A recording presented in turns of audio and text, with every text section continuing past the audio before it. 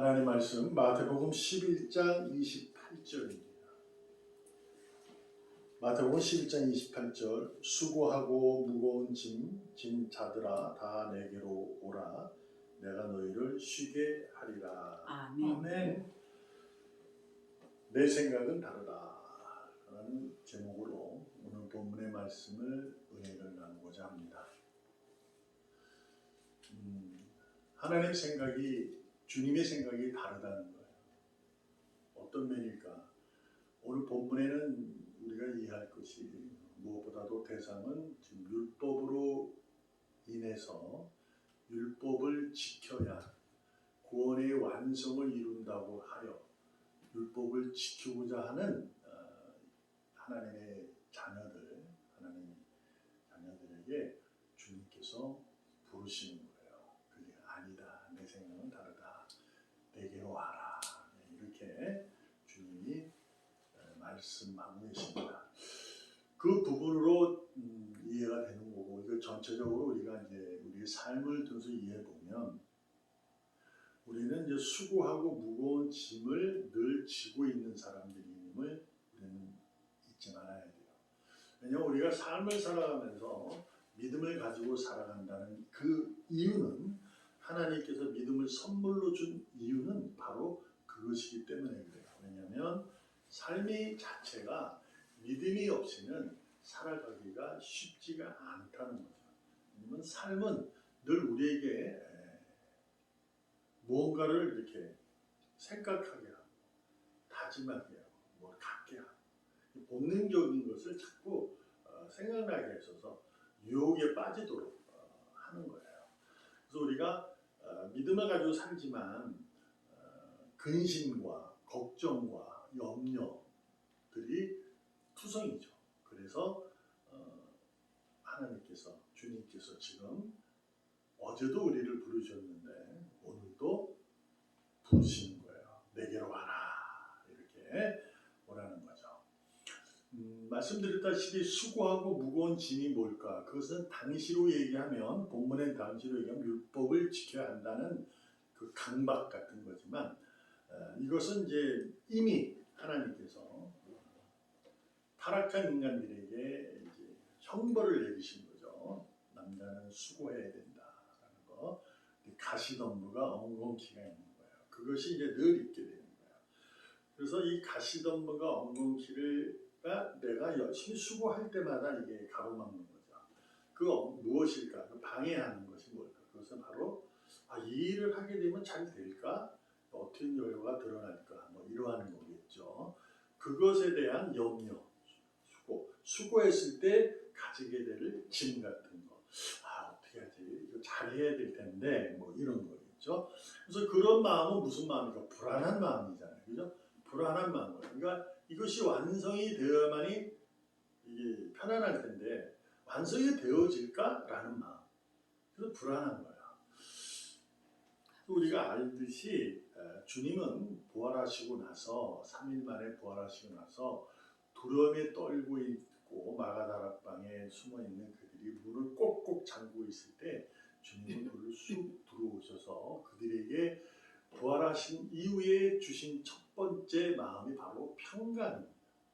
평강의 마음을 주셨어요. 두려움을 떨고 있는 그들에게 주어진 것이 바로 평강이라는 거야.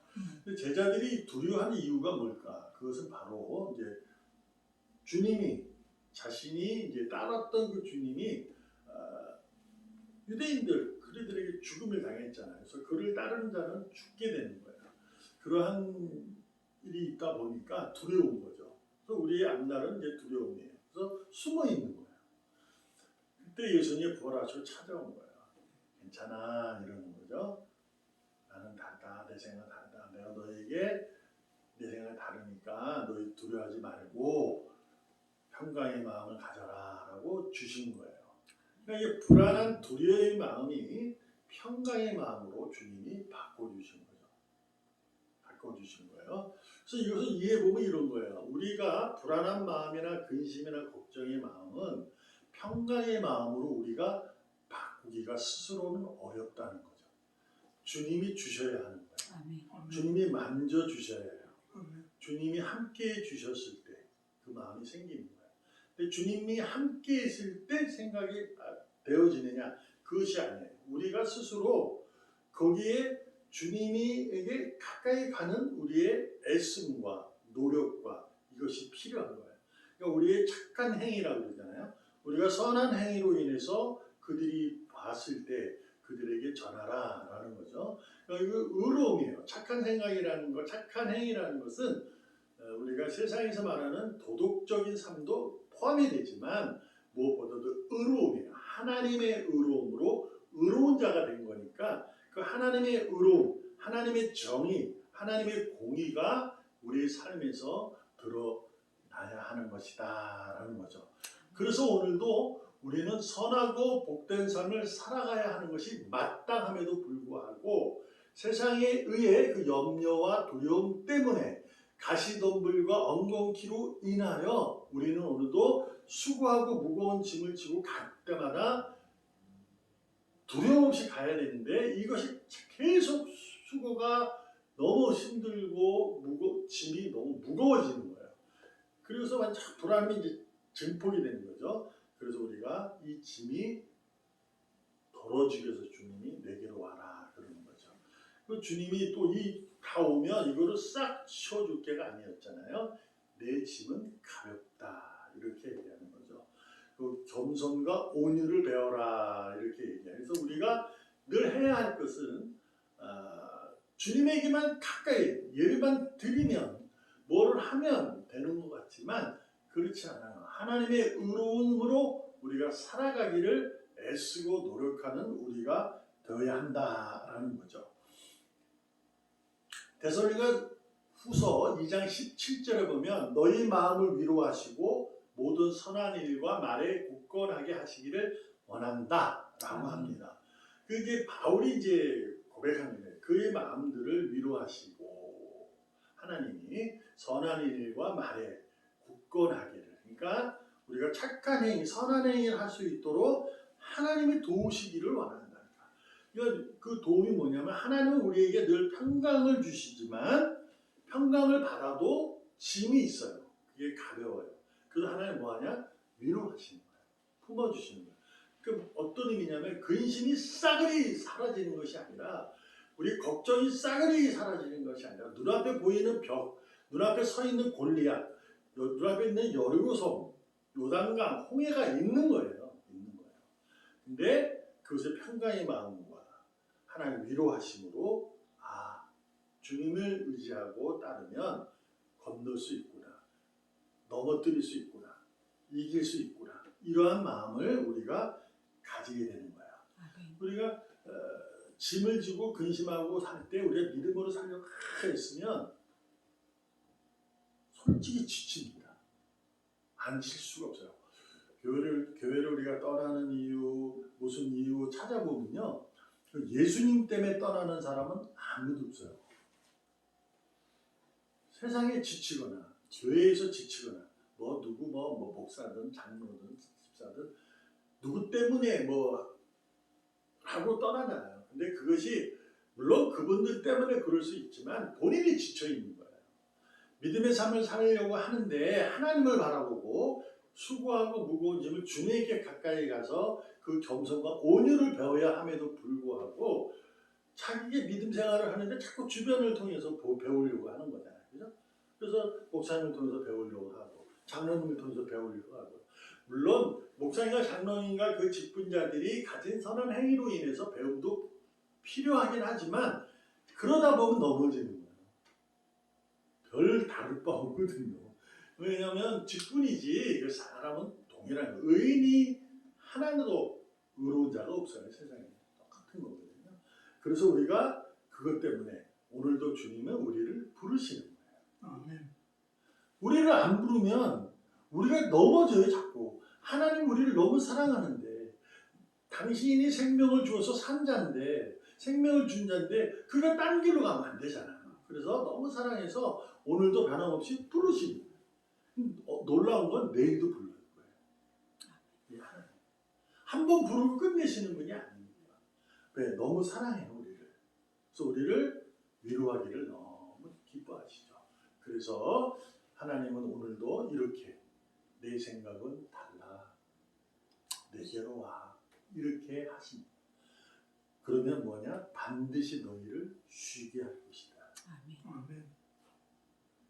근심과 걱정이 사라지진 않지만 그 근심과 걱정의 마음이 평강과 위로의 마음으로 바꿔지는 거예요. 진짜 자유와 평안을 얻게 돼요. 그래서 누군가 그런 얘기를 해서 어느 목사님이 하신 얘기지만 이게 믿음을 갖게 되면 시간, 공간적 개념이 완전히 바뀐다는 거예요. 기다릴 수도 있고 그때 당시만 해도 변하지 않으면 이제 두려움이 빨리 해결되기를 1시간, 뭐 30분 이러지만 이게 믿음이 생기면 그것이 2시간도, 3시간, 4시간, 하루도, 이틀도 기다린다. 그래서 우리는 우리의 일이, 우리가 바라고 원하는 일들이 금방 해결되기를 원해서 주님을 찾아가는 경우가 많아요. 근데 주님은 하나님의 시간은 아닐 수도 있어요. 근데 그것이 하나님의 평강과 그분의 위로를 받게 되면 시간과 공간의 개념이 시간이 바뀌어요. 그래서 뭐한다? 인내한다. 충성한다. 굳게 버티고 견뎌내는 거예요. 이것이 우리가 쉬는 거예요. 그래서 다윗처럼 되는 거죠. 푸른 풀밭을 인도하시는 주님. 내게 꼴을 주시는 주님. 그럴지라도 사망의 음침한 골짜기를 지날지라도 두렵지 않아. 나는 오로지 여호와 하나님 그 한 분으로 만족합니다. 부족함이 없습니다. 여러분, 오늘도 여러분이 지고 있는 그 수고와 무거운 짐이 있는 줄 압니다.